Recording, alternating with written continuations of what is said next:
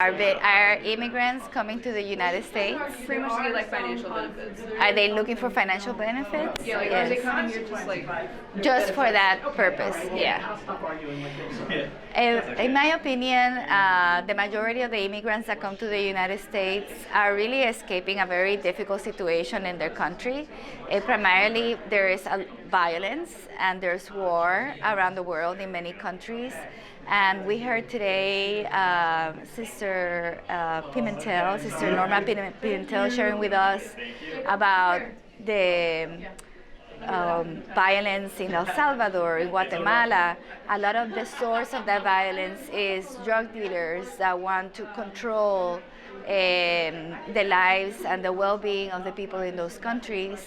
And oftentimes people have no other choice but to leave, because if they had a choice, they would not want to. Nobody wants to immigrate. It's very hard, to leave your family, to leave your assets, and to start over.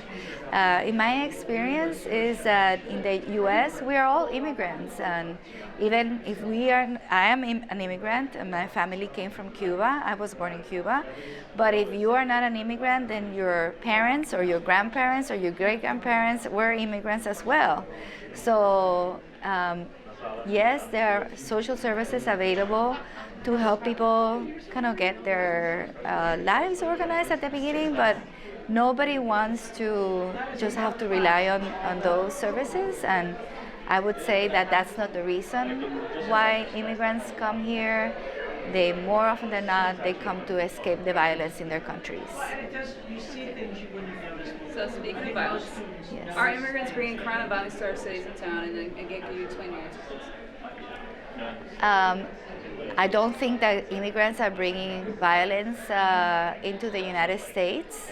They're escaping violence from the United States, and they come here seeking for a better future, jobs, education for their kids, and really peace and safety.